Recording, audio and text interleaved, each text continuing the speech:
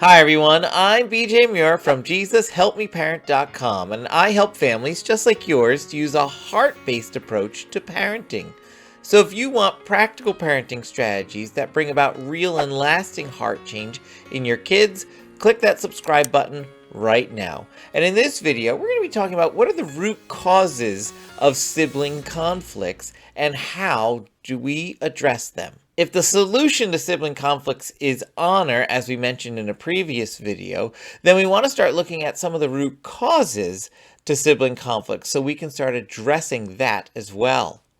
In their book, Say Goodbye to Whining, Complaining, and Bad Attitudes in You and Your Kids, authors Scott Taransky and Joanne Miller identified anger, selfishness, and foolishness as the three main causes of sibling conflicts. Link in the description down below to that resource.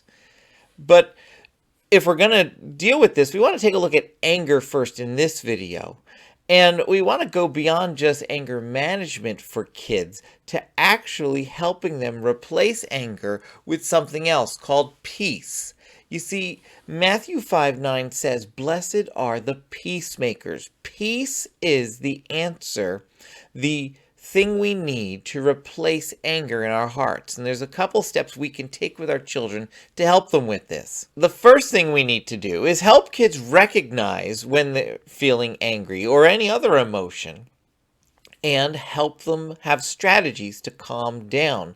Being able to recognize emotions and manage them is the first basic step in getting to a point where we can replace that emotion with something more productive. Now, if your child's having trouble recognizing emotions or having difficulty managing anger and other big emotions, you want to go down to the description down below and find the link for my free printable called Helping Kids Manage Anger and Other Big Emotions. You want to go and grab that freebie right now. It's got 6 different tools and strategies that are biblically based, that are time-tested, that are helping you approach this from a heart-based approach to parenting. Once we've helped our kids recognize when they're feeling angry and identify and use the calming strategies that work for them, we need to get them, now that they're calm, starting to think about solutions and how to solve the problem that got them so frustrated in the first place. We need to shift their thinking to solutions because that's what peacemakers do. They think about solutions.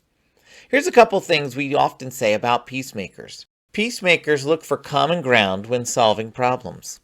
Peacemakers try to understand the viewpoint of those with whom they disagree. Peacemakers work together to create solutions where both sides win. Peacemakers use love, not anger or meanness, as motivation. And peacemakers increase their tolerance by recognizing that it's okay when something is different. Our kids, and in fact, if we're honest, all of us, are really good at knowing what we want when we're angry. And we know our opinion on the topic or how to solve the problem. But where we struggle is to start thinking about the other person involved in the conflict and what do they need and what do they want. Good peacemakers are able to think about someone else's point of view and ask themselves, what's that point of view and how can that point of view and my point of view come together somewhere in the middle so that we both win in this solution? We want to teach our kids to start doing that. We want to ask them questions that provoke their thinking. Like, what is it that your sister really wants in this situation? Why do you think your brother responded negatively to what you're trying to do? What do you think would make your sibling agree with you? If you were your brother, if you were your sister, what would you want you to do right now? Asking questions like these are helping our kid kind of get out of their own shoes and put on someone else's shoes for a minute and take a different stance and a different viewpoint to look at this situation in a different way. In some cases, we're actually helping our children develop empathy as well, so they can start understanding the world from someone else's perspective that'll help them come up with solutions that are more likely to create peace for everyone. Questions like these can really get kids thinking about how to solve the problem, but it takes time and intentionality on our part to work this and put this in place. Now, there's a couple of pro tips here. Sometimes it's a smaller conflict, and you can just have this conversation right there with the kids. Sometimes they're arguing, you see it's kind of getting out of hand, so you just kind of step in and say, hey, why don't we talk together and come up with a solution together? What do you each think? I want you each to take a moment and think about what the other one wants and how you can make it a decision that both of you are happy with. This happens when it's something like there's only one swing left. Okay, we come up with the idea of maybe we share for 5 minutes at a time or something like that.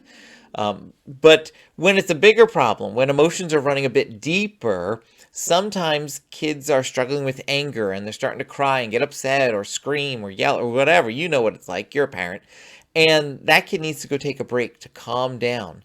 They need to use some calming strategies. At this point, you've separated the two kids involved. Use that time when they're separated in this situation to have some conversations with individuals and ask one kid, while the first kid's calming down, ask the other kid, I want you to be thinking about your sister right now and what's going to help her be able to agree with you on a solution. What does she need in this situation? Why is she getting so upset? And come up with an idea that might work for both of you, where you don't lose out either, but that works for both of you. Have that conversation with the kid to remain calm. When that other kid comes back to you and tells you that they're ready, talk to them privately as well. Make sure they're still calm. Make sure they actually did calm down and go through whatever process they need to go through to get there. And then have that same conversation with them. So that way, when you do come back together, you've already got some decent proposals on the table, so to speak, that can lead to a solution pretty quickly. The other thing we want to do is we want to recognize the role that honor plays in changing hearts.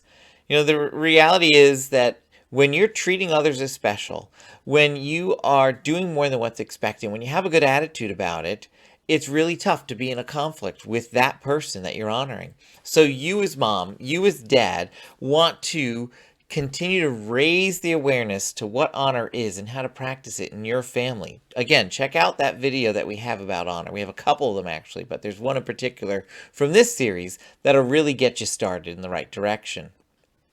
You want to be talking about honor regularly in your family.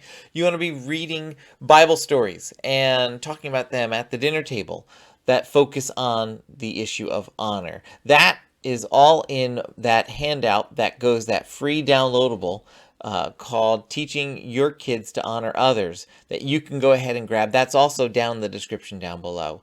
But helping your kid catch a vision for honor and then inviting your kid into opportunities to co-honor where you're honoring somebody like your spouse or one of the kids in the family or even a neighbor, and you're inviting your kids into honoring someone with you starts to help take that vision, take those Bible stories, takes that definition, take the song that's in that handout and make it real, make it tangible, make it something that they can see how to do as well because they're doing it with you. The other thing you want to do is you want to look at the relationships in your own family and think about, you can identify right now probably where there are strong relationships between individuals in your family and which individuals in your family there is some conflict or there's more likelihood for conflict. Which one of your kids, which sets of kids really get along and which combinations of kids there's some friction there. Where the friction is, that's where you want to focus some of your honor. Oh, I'm not saying don't honor the other ones. You should still do that too. But if you can identify where there are weaker relationships in your family and focus some of your honor work right there, that starts to build the relationship in the positive direction so that when a conflict comes, because let's face facts, it's coming at some point, we've got a better reservoir of a relationship to tap into to help solve that problem as a peacemaker would. It's also the reality that you're working on your heart with Jesus, and Jesus changes hearts. Being a peacemaker isn't easy, but that's exactly why Jesus says, blessed are the peacemakers. If you want to start creating some peacemakers in your house, if you want to start working on honoring your house, and you're not so sure where to get started, go ahead down to the description down below and grab that link for that free printable that I talked about earlier.